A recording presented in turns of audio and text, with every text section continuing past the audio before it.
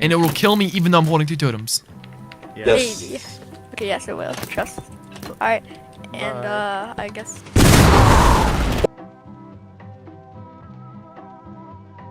That makes no sense! That makes no sense! Give me all that netherite. Stick around if you want to know how we immediately killed Dr. Donut in his own server.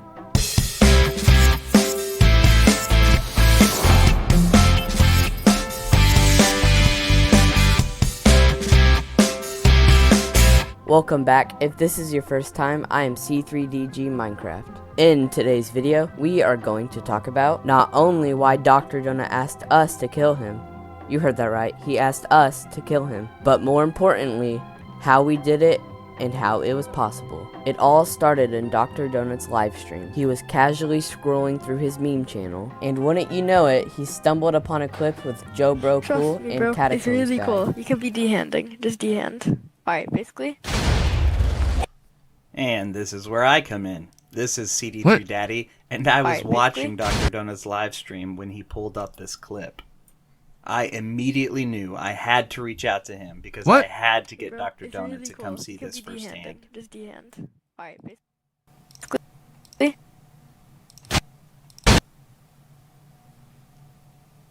What? That doesn't make sense. I'm gonna need an explanation from Minecraft right about now. We weren't able to pull enough strings to give Oh, him some an idiots in the chat. explanation from Minecraft, Oh, but arrow cannon. we were about to give him Oh, it's a firsthand railgun. experience. Oh, yep, railgun.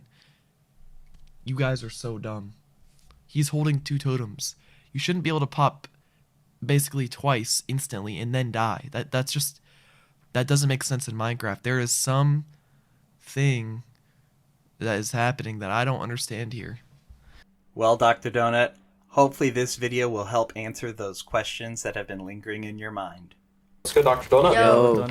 Why are there so many people here? I don't know, bro. Don't ask. So just sit on it, stay on the obsidian? And it will kill me even though I'm holding 2 totems.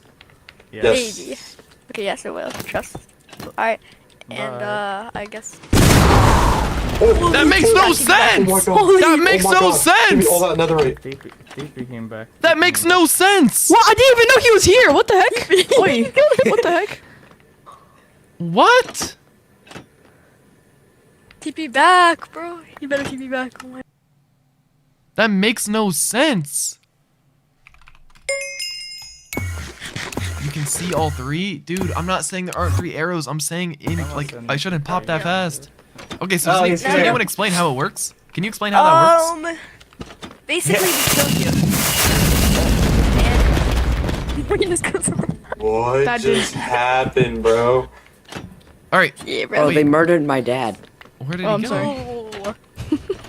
I think I was. Apparently Jetisum did not want me explaining that to Dr. Donut. Don't worry, I'll be back. But I want you to remember that totem in my hand because that's going to be important later. As you can see, I made it back safe and sound, and notice what I put in my hand, a totem. So theoretically, could you do It's that going with so crystals? fast. Why could you not do that with Wait, crystals? follow me this Wait, way. the Let me explain iron something. golem's friendly. Can I explain Aw, something? He's friendly.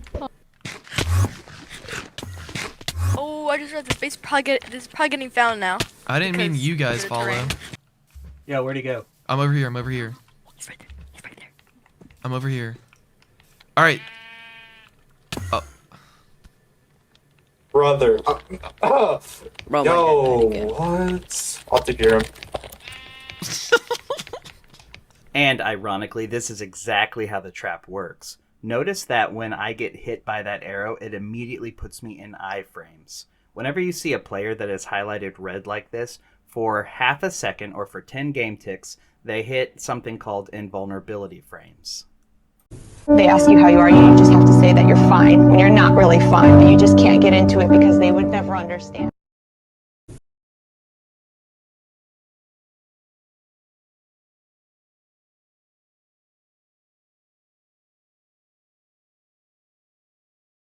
I don't understand how that works because whenever I'm playing Crystal PvP and I spam 2 crystals on myself. Wait, I wasn't low enough health, but right now I'm only on 1 heart. And I just did 2 crystals. Why did I not pop twice there, but I did in your trap? Yeah, I'll do a video on it sometime maybe. Okay. No, stop reading my mind. Now, on the surface, what you're about to see here does not make a lot of sense unless you understand what's happening behind the scenes. Let's watch it again in slow motion. It's still not going to paint a full picture of what's happening. Between arrow 1 and arrow 2, there's actually a 1 game tick delay, so it isn't one massive explosion like you might suspect.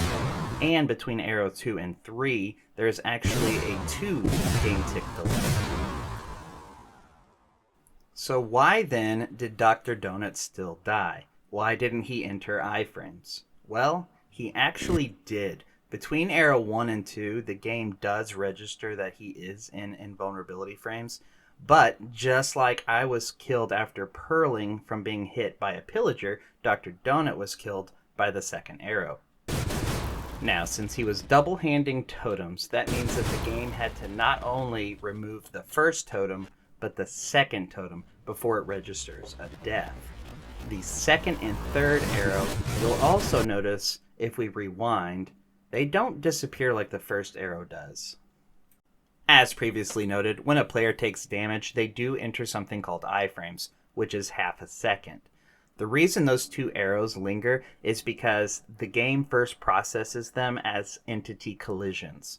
Since the player's in iframes, it is not going to immediately apply damage, and so it has to look at the player's last damage that they received. The way this machine is set up, each arrow is incrementally stronger only by a fraction of a percent. When a player pops a totem, the game immediately applies certain effects like absorption and restores the health to 1 heart. Now, if we were to write a plugin to log all of these events, between arrow 1 and 2, the second impact actually happens in the same game tick that the totem is applying the health and absorption, so it is for the most part ignored. But the third arrow does have to have a stronger impact than the second arrow and the first arrow. Now, others have tried to explain this by saying that the breeze wind charges cause additional damage. While that is true that they do cause damage, these are actually being blocked by iframes because they do not exceed the damage of the arrow, so the arrow itself and the velocity of the arrow is the only thing taken into consideration. Right now I'm only on 1 heart, and I just did 2 crystals. Why did I not pop twice there, but I did in your trap? You can actually do the same thing with crystals, however it is much more difficult. Explosion events like TNT and creepers and in crystals all have the same mechanic, but they also all have the same damage. But it is proportional to the distance from the player. Now, explosions operate on a couple things like vector and distance and damage and propulsion. When an explosion happens near a player, the player is pushed away based on a few different factors, but the point is the second explosion, the player will almost always be further away than the initial explosion.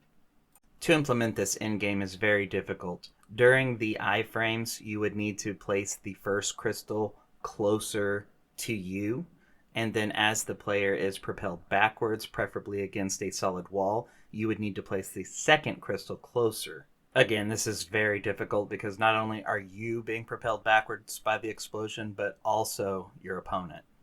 The main takeaway is, with arrows, you can increase the damage by increasing the velocity. With crystals and TNT, you can't increase the damage. You can only decrease the distance between the player and the explosion. Another reason you can't exploit this with crystals easily is because the entity deals explosive damage, and when another explosion happens nearby, it will trigger in the same game tick, and both end crystals will count as a 1 entity explosion event. If you are wanting to try this on your own, you have to know that the end result of a totem pop is 8 absorption and 1 health, meaning the next damage that the player receives must exceed the first collision damage and have an additional 9 damage to take out the player's new health.